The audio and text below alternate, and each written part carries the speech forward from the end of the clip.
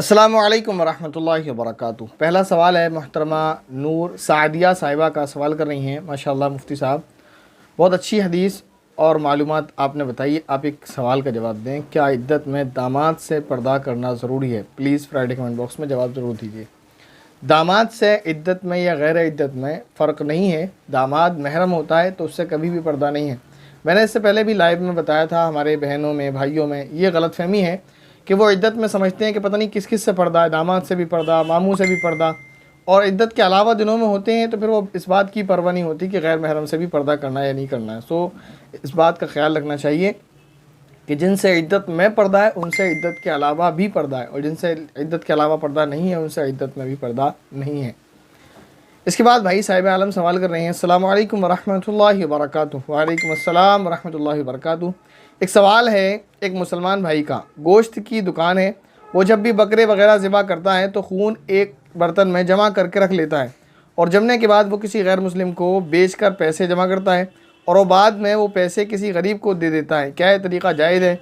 इस तरह का सदका काबिल कबूल है या नहीं? ज़रा मेहरबानी करके बताएं। तो पहली बात तो ये समझें कि ये सदका नहीं होगा, और ये पैसे जो देगा वो उस पर उसको कोई भी सवाब नहीं मिलेगा, क्योंकि ये माल हलाल नहीं है।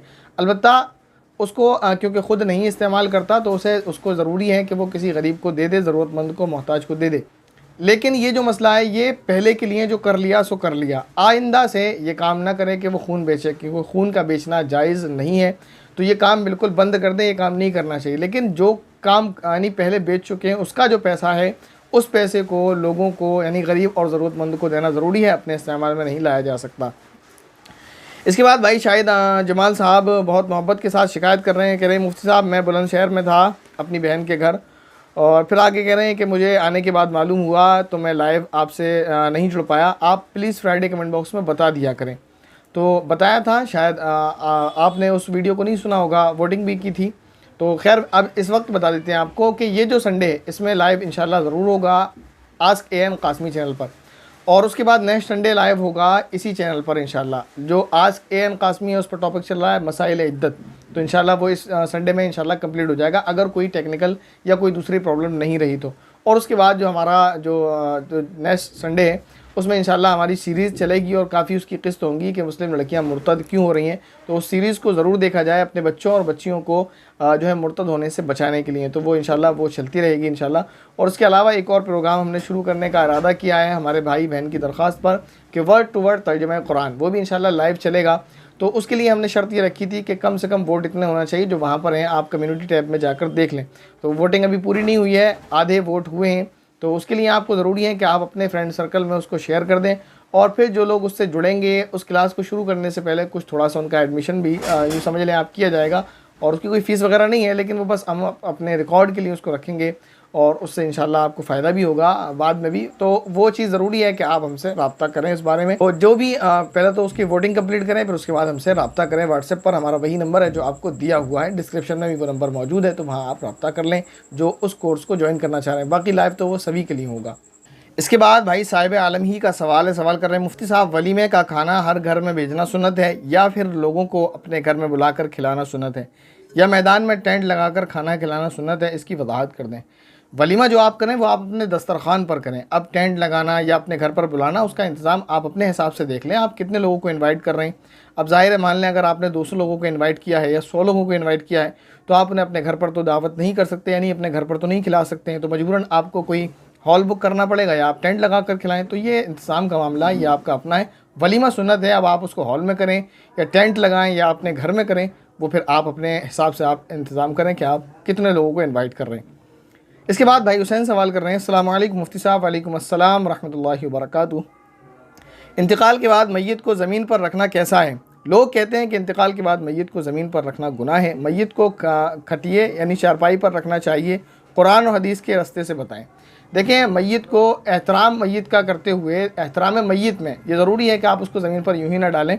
अलबत्ता ये ज़रूरी नहीं है कि आप उसे चारपाई पर या जैसे आपने कहा खटिए पर रखना ज़रूरी नहीं है। तो इस वजह से ये बिल्कुल गलत होगा कि मैयत को आप यूँ ही ज़मीन पर लिटा दें।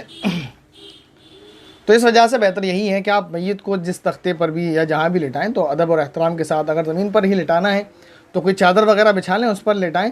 या फिर किसी तख्ते पर या चारपाई वगैरह पर जहाँ आप लिटाना चाहें लिटाएं, लेकिन बिला वजह ताख़ीर ना करें। मैयत के लिए जल्दी ये है कि जब किसी का इंतकाल हो जाए तो जल्द अज जल्द उसकी तजहीज़ व तकफ़ीन की जाए और फिर उसके बाद उनको दफन कर दिया जाए।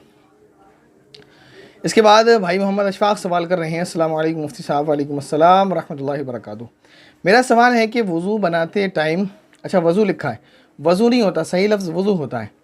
नल में पैर को कैसे धोएं? नल में पैर धोते टाइम मालूम नहीं पड़ता कि 3 मरतबा कैसे धोएं, क्योंकि मस्जिद में नल ही होता है।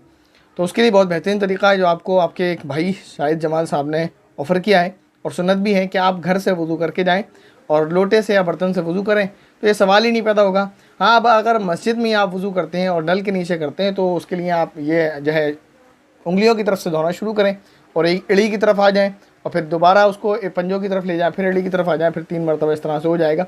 और उसमें खिलाल वगैरह भी कर लिया जाए एहतियातन, सुन्नत भी है और ज़रूरी भी है कि कर लें, क्योंकि बाद मरतबा उंगलियों में यहाँ पानी नहीं पहुँचता है पैरों की, तो फिर वो रह जाता है और रह जाता है, तो फिर अगर रह गया पानी पहुँचने से तो वज़ू सही नहीं होगा, और वज़ू नहीं होगा तो नमाज ही नहीं होगी। इसके बाद मोहतरमा नुसरत खान साहिबा सवाल कर रही हैं, अस्सलाम वालेकुम मुफ्ती साहब। वालेकुम अस्सलाम रहमतुल्लाहि व बरकातुहू। मेरे 2 सवाल हैं। नंबर 1, फ़र्ज़ नमाज में तीसरी या चौथी रकात में सूरह फातिहा के बाद गलती से अगर बिस्मिल्लाह पढ़ लें और याद आने पर रुकू में चले जाएं तो क्या सजदे सहव करना पड़ेगा या नमाज हो जाएगी? नमाज ऐसी हो जाएगी, सजदे सहव की ज़रूरत नहीं है। दूसरा सवाल इनका, सूरह कहफ में आयत नंबर 81 में फ़नतलक़ा के बाद कौन सा रुमूज़ औक़ाफ़ है, क़िफ़ या वक़्फ़? क्योंकि मैंने 2 कुरान में देखा है कि क़िफ़ है और एक पंसूरा में देखा था तो वक़्फ़ था, फिर मैंने यूट्यूब में देखा था वक़्फ़ है। बराए मेहरबानी आप बताएं सही क्या है, क्योंकि दोनों रुमूज़ औक़ाफ़ में डिफरेंस है। आप बेहतर जानते हैं कि मैं कंफ्यूज हूँ, बराए मेहरबानी जवाब ज़रूर दें, जज़ाकल्लाहु खैर।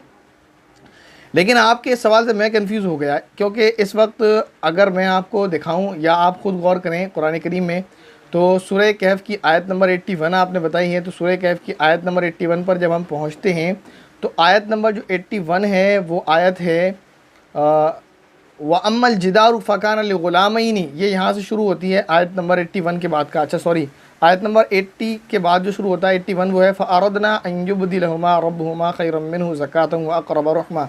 आयत नंबर 81 ये है, और आपने आयत नंबर 81 के ताल्लुक़ से लिखा है, शायद ये 82 लिखा है, सूरह आयत नंबर 81 लिखा है।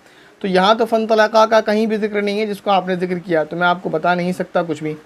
और रही बात सूरह कहफ की फ़नतलक़ा की, तो जहाँ तक मुझे अभी ध्यान में है तो सूरह कहफ में जो फ़नतलक़ा है वो 3 जगह है। आयत नंबर 70 के बाद 71 में फ़नतलक़ा, यहाँ पर भी वक़फ़ा है, और उसके बाद आयत नंबर 74 में फ़नतलक़ा, यहाँ पर भी वक़फ़ा है, और उसके बाद आयत नंबर 77 में फ़नतलक़ा, यहाँ पर भी वक़फ़ा है। बाकी आप 81 में कहाँ हैं तो आप मुझे बता दें, मुझे नहीं मिला है तो फिर उसके बाद आपके सवाल को देख लिया जाएगा। इसके बाद सवाल है भाई मोहम्मद अयान साहब का, कुछ दुआ भी हैं कुछ सवाल हैं, और उन्होंने सवाल ये किया था कि मुल्तानी मिट्टी पर तयम्मुम कर सकते हैं, तो वो मिट्टी है, आप उस पर बिल्कुल तयम्मुम कर सकते हैं, कोई हर्ज कोई परेशानी की बात नहीं है। और दुआ है इनकी नाना जी की तबीयत ख़राब है और हज की डेट आ चुकी है, नाना और नानी को हज पर जाना है, तो आप सभी से दरख्वास्त है कि दुआ करें अल्लाह रब्बुल इज़्ज़त से भाई अयान की नाना और नानी के लिए कि नाना जी को शिफा फरमाए और नानी और नाना जी जल्दी से हज करने के लिए जाएं, और फिर उसके बाद जो है अल्लाह ताला उनको खैर आफ़ियत के साथ मदीनतुल मुनव्वरा पर नबी करीम सल्लल्लाहु अलैहि वसल्लम के रोज़े अक़दस पर हाज़िरी की जो है तौफ़ीक़ नसीब फरमाए, तो हाज़िरी का शर्फ़ बख्शे, और फिर जो है मक्कतुल मुकर्रमा में तवाफ़ और फिर मिना मुज़दलिफ़ा में जाने की और इन सआदतों से नवाज़ें कि अल्लाह रब्बुल इज़्ज़त उनका हज भी कबूल फरमाए। तो दुआ करें उनके लिए कि अल्लाह ताला उनकी जो भी बीमारी जो परेशानी है उससे शिफा फरमाए। अस्सलामु अलैकुम व रहमतुल्लाहि व बरकातुहू।